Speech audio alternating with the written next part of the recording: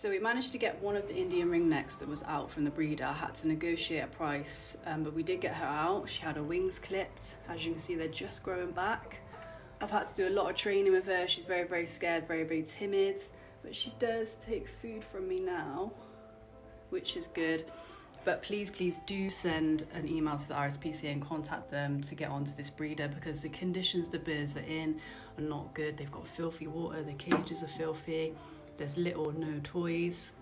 They're in a shed with no natural light, which birds need natural light. It's good for their feathers. So yeah, please do help us and stop this breeder.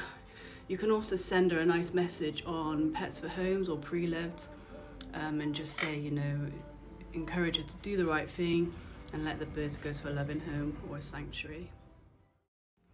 Also, if you guys know of any breeders that you would like us to investigate, then just drop us a message at info@exposingcruelty.com with all the details and we can have a look into it.